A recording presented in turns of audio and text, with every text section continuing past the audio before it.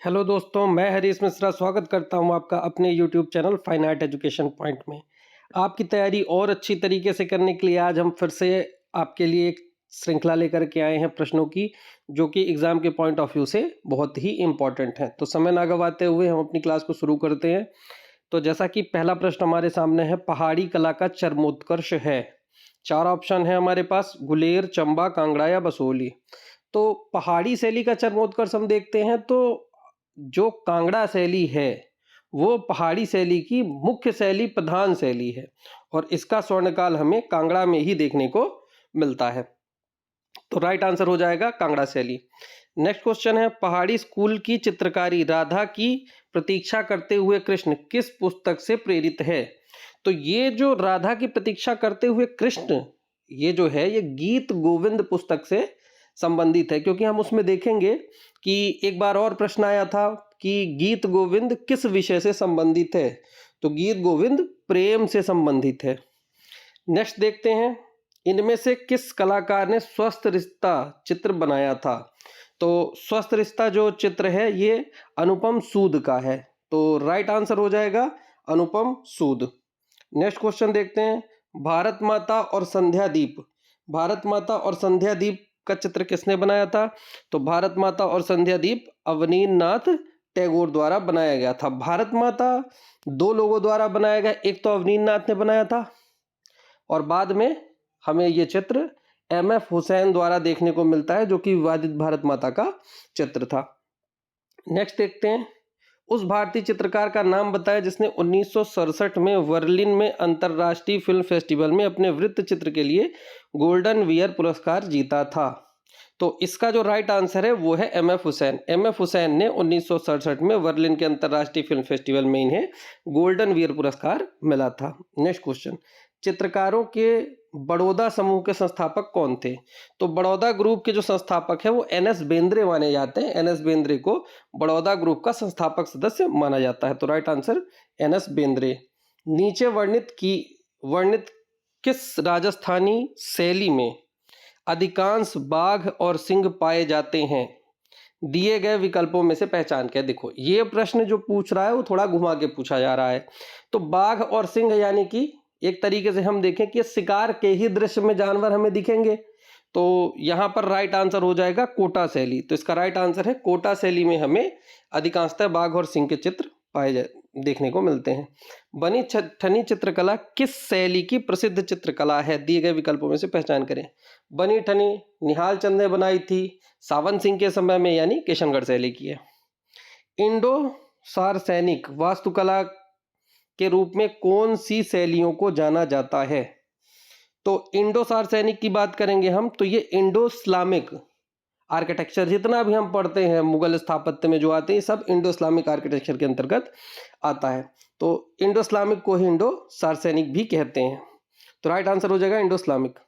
बाज का चित्रण किसने किया था? तो बाज मंसूर का प्रसिद्ध चित्र है, ये सबको पता है। तो राइट आंसर बाज का मंसूर हो जाएगा। राजस्थानी लघु चित्र शैली का सुस्पष्ट या सादृश्य मूलक रूप हमें सर्वप्रथम किस पांडुलिपि में देखने को मिलता है? तो राजस्थानी शैली में हमने शुरुआत में ही बताया था कि राजस्थानी शैली का उजला रूप हमें विल्हड़ द्वारा लिखित चौर पंचाशिखा में देखने को मिलता है। और एक व्यक्ति हुए डगलस, उन्होंने चौर पंचाशिखा, चूंकि चौर पंचाशिखा में जैन शैली में भी देखने को मिलती है और चौर पंचाशिखा में राजस्थान की मेवाड़ शैली में भी देखने को मिलती है। तो उन्होंने ये बात कही है कि चौर पंचाशिखा का जो उद्गम है वो जैन में नहीं, वो राजस्थान में ही हुआ है। तो राइट आंसर हो जाएगा विल्हड़ द्वारा रचित चौर पंचाशिखा थे। रूप जो शक्ति, स्थायित्व और एकता को दर्शाता है, तो राइट आंसर होगा आयताकार। राइट आंसर ए, आयताकार जो आकार होता है वो रूप जो शक्ति, स्थायित्व और एकता को दर्शाता है, आयताकार होता है। मिर्जा नूरुद्दीन बेग मोहम्मद खान सलीम को शाही नाम से जाना जाता है।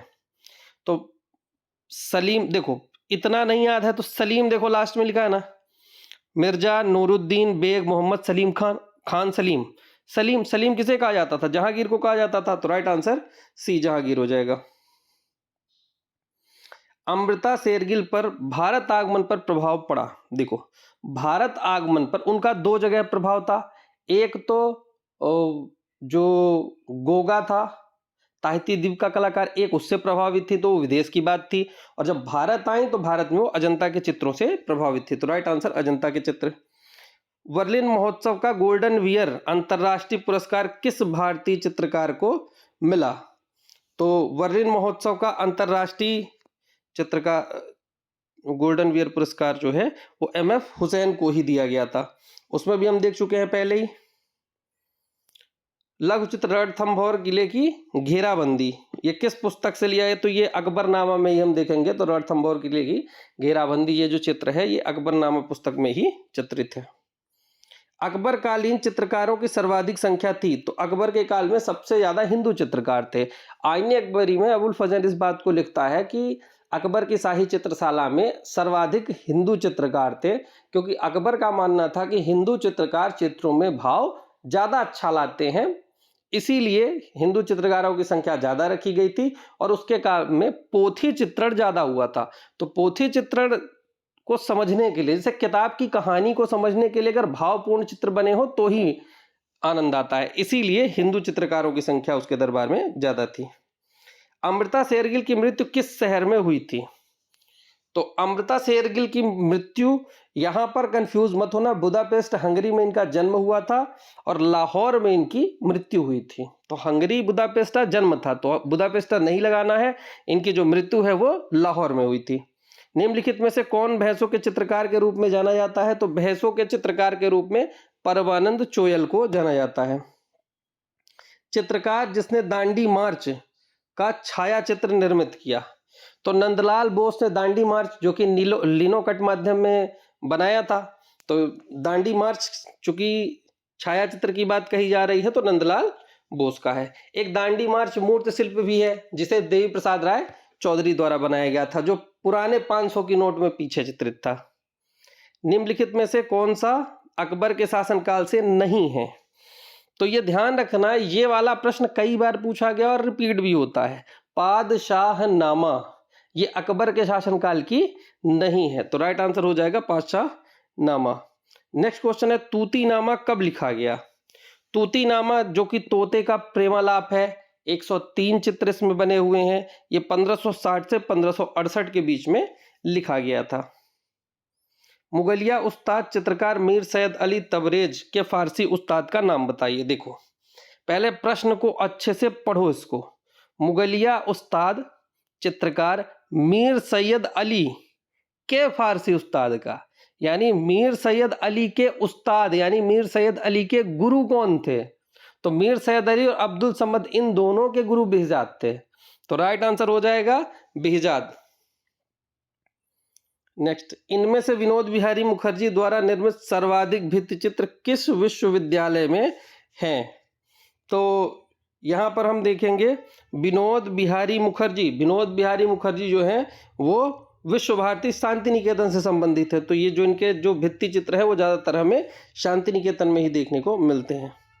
नुजूम उल उलूम किस संग्रहालय में है? तो जब हम दक्कनी शैली का अध्ययन करते हैं उसमें चेस्टर बेट्टी संग्रहालय जो है उसका कई बार नाम आता है।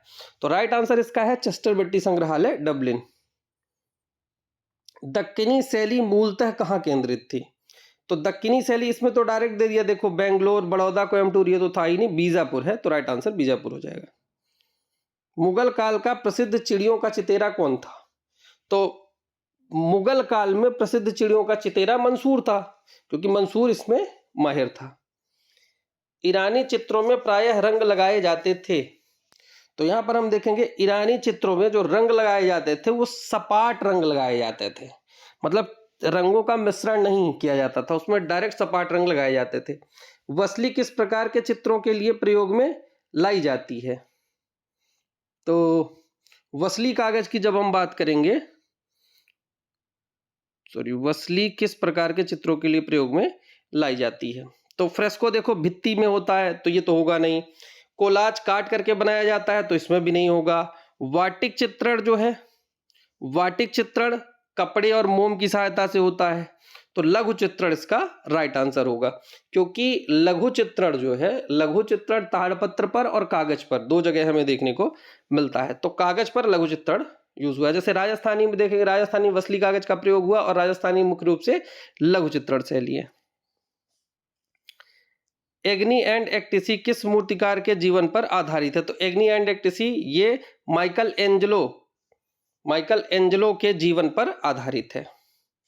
उस कलाकार का नाम बताइए जिसने पश्चिमी कला के इतिहास में रोम में सिस्टीन चैपल की छत और उसकी वेदी की दीवार पर द लास्ट जजमेंट नामक दो सबसे प्रभावशाली कार्यों को किया।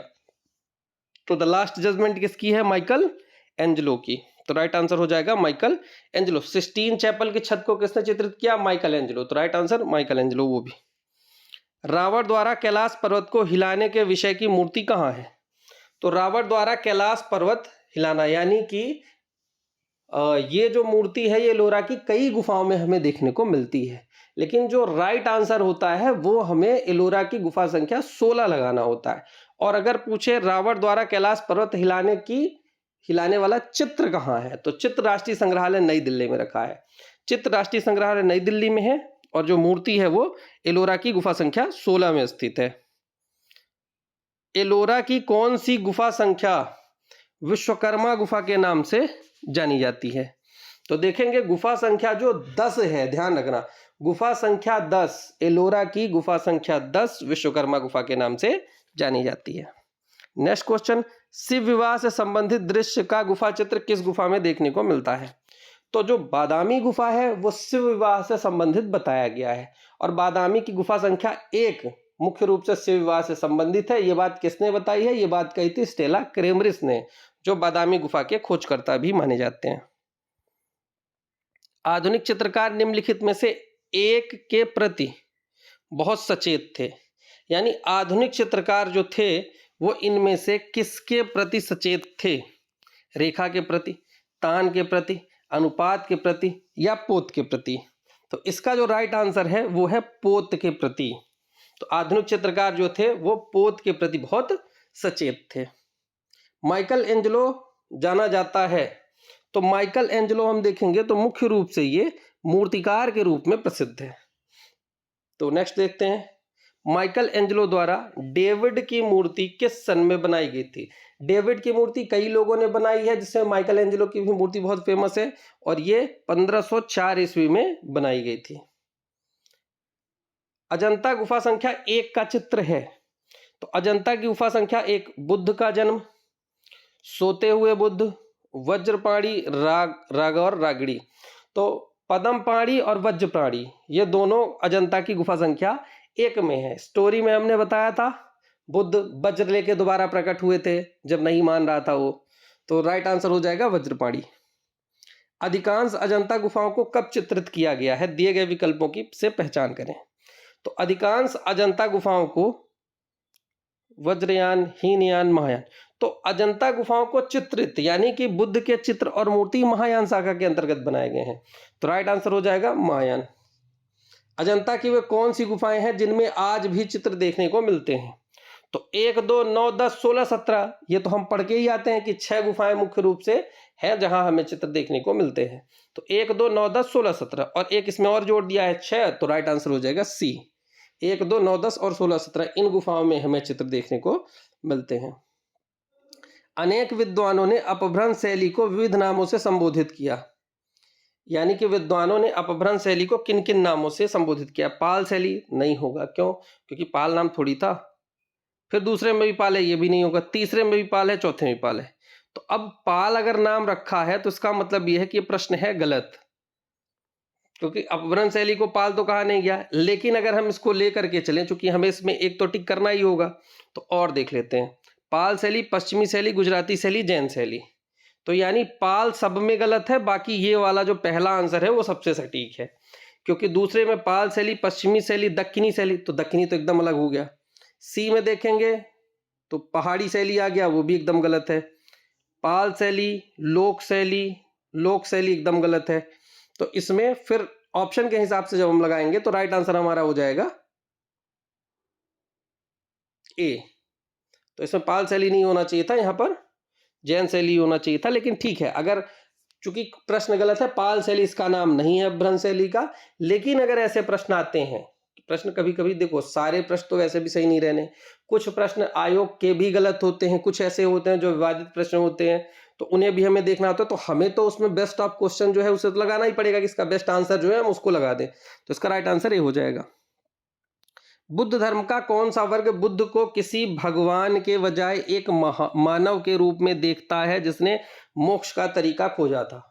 देखो, ये क्वेश्चन भी बहुत डाउटफुल है। इसमें इसके जो भाव निकलते हैं, इसका जो अर्थ है, इसका कहने का मतलब ये है कि बौद्ध धर्म की वह शाखा जो बुद्ध को भगवान नहीं मानती थी, वो ये मानती थी कि एक ऐसा व्यक्ति था जिसने बहुत अच्छा ज्ञान दिया हमें और बहुत अच्छा मार्गदर्शन किया।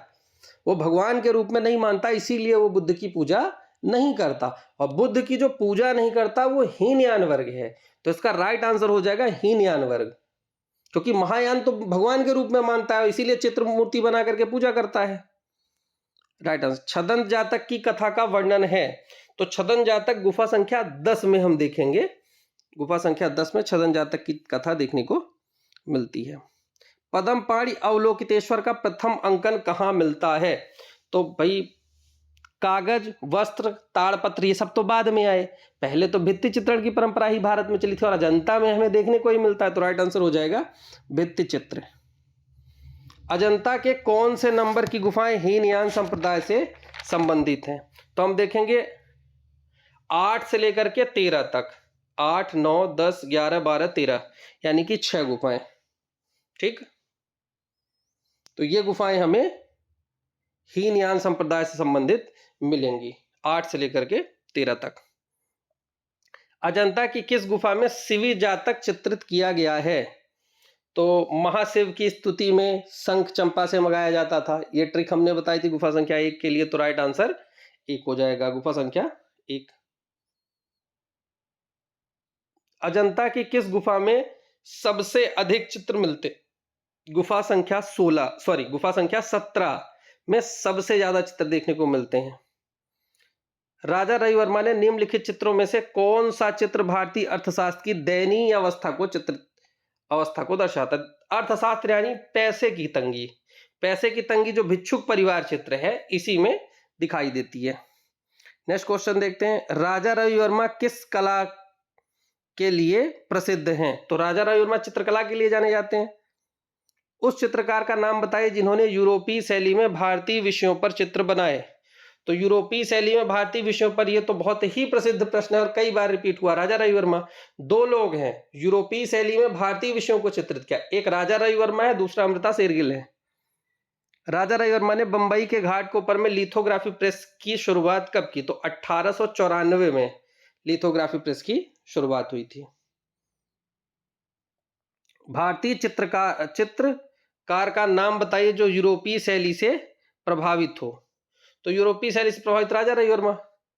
सिंधु घाटी सभ्यता के उत्कृष्ट अवशेषों में व्यापक विस्तार में मिले अवशेष किसके हैं? तो भित्ति चित्र, चित्रपट, इनमें से कोई सुव्यवस्थित नगर योजना, इसीलिए तो प्रसिद्ध थी सिंधु घाटी सभ्यता। राइट आंसर सुव्यवस्थित नगर योजना। असित कुमार हलदार ने जोगीमारा गुफा के चित्रों की अनुकृतियां कब बनाई? तो असित कुमार हलदार ने जोगीमारा गुफा के चित्रों की अनुकृतियां 1914 में बनाई थी। गुप्तकालीन सिक्कों का पहला संग्रह कहां पाया गया? गुप्तकालीन सिक्कों का पहला संग्रह जो था वो काली घाट से पाया गया था। अशोक के पोते दशरथ ने इनमें से किस गुफा का निर्माण कराया था? तो देखो, ये लोमस ऋषि गुफा जो है ये विवादित है। किस पर? अशोक और दशरथ पर। कुछ कहीं कहीं मिलता है किसे अशोक ने बनवाया था, कि कहीं कहीं मिलता है किसे अशोक के पुत्र दशरथ ने बनवाया था। लेकिन ज्यादा जगह अंततः ये माना गया है, जब भी आए कि लोमस ऋषि गुफा का निर्माण किसने कराया, तो हमें अशोक लगाना है। और गोपी वापी वर्तिका जो बराबर की पहाड़ी में थी, नागार्जुनी पहाड़ी पर जो है, उस पर गोपी वापी वर्तिका, उन तीनों का निर्माण दशरथ ने बनाया था। तो यहाँ गोपिका लिखा ही है, तो गोपिका दशरथ किया। तो राइट आंसर हो जाएगा गोपिका गुफा। सांची में कितने तोरण द्वार हैं? तो सांची में हम देखेंगे 4 तोरण द्वार देखने को मिलते हैं।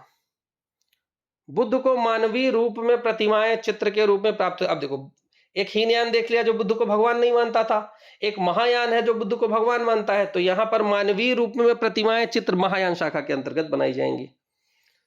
भारत की विशालतम भित्ति चित्रकला वीरभद्र। वीरभद्र कहाँ है? तो वीरभद्र लेपाक्षी में स्थित है।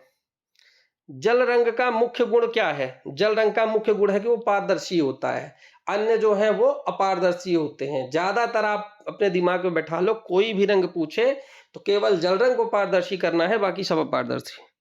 निम्नलिखित में से कौन प्राथमिक रंग, निम्नलिखित में प्राथमिक रंग कौन से हैं? तो लाल पीला नीला होता है, तो लाल पीला और नीला, राइट आंसर बी हो जाएगा। प्राथमिक रंग लाल पीला और नीला होता है। भारतीय चित्र षडांग में वर्ण सामंजस्य का विकास किन नाम से हुआ है? तो वर्णिका भंग, नाना वर्णों की भंगिमा, यानी तरह तरह के रंगों का अध्ययन होना। भारतीय सौंदर्य शास्त्र के प्रथम दार्शनिक थे? तो भारतीय सौंदर्य शास्त्र में प्रथम दार्शनिक भरत मुनि है, तो राइट आंसर हो जाएगा भरत। एस्थेटिक शब्द की उत्पत्ति हुई है, एस्थेटिक, एस्थेटिक शब्द जो है इसकी जो उत्पत्ति है वो यूनानी भाषा का शब्द है। एस्थेटिक्स यूनानी भाषा का शब्द है। नेक्स्ट क्वेश्चन देखते हैं। कौन से प्राचीन ग्रंथ में यह उक्ति है? कला नाम प्रवरम चित्रम धर्म धर्मकार्थ मोक्षदम। यह चित्रसूत्र में ये उक्ति हमें देखने को मिलती है। पंचमढ़ी की गुफाएं किस नदी के तट पर स्थित हैं? तो पंचमढ़ी की जो गुफाएं हैं, पंचमढ़ी नर्मदा नदी के तट पर स्थित है। प्रागैतिहासिक शिला चित्रों की खोज किसने की थी? तो कार्लाइल और काकबर ने की थी। तो जॉन कार्लाइल और आर्चीवाल, जॉन कार्लाइल आर्चीवाल कार्लाइल, तो राइट आंसर हो जाएगा आर्चीवाल्ड कार्लाइल, तो 20 का राइट आंसर हो जाएगा। प्रागैतिहासिक चित्र किस धरातल पर चित्रित किए गए? तो ये गुफा चित्र, कागज, कपड़ा, कैनवास। तो यहां पर गुफा चित्र सही होगा, लेकिन गुफा सही नहीं है। इसका राइट आंसर होता है शिलाओं पर चित्रित किए, क्योंकि वो जो गुफाएं बनी थी वो कोई गुफा नहीं थी, वो तो पत्थरों से बनी प्राकृतिक गुफाएं थी, तो वो तो पत्थर पत्थर ही थे। तो राइट आंसर शिला चित्र होता है। लेकिन अगर शिला चित्र ऑप्शन में नहीं है तो उस स्थिति में हम भित्ति चित्र लगा सकते हैं। तो राइट आंसर गुफा भित्ति पर हो जाएगा। तराशे गए चमकीले हथियारों के औजार कहां प्रयोग किए गए? तो तराशे गए चमकीले हथियारों के औजार हम देखेंगे नवपाषाण काल में प्रयोग किए गए थे। पुरातात्विक महत्व का स्थल लोथल कहां स्थित है? तो लोथल भारत के गुजरात में स्थित है।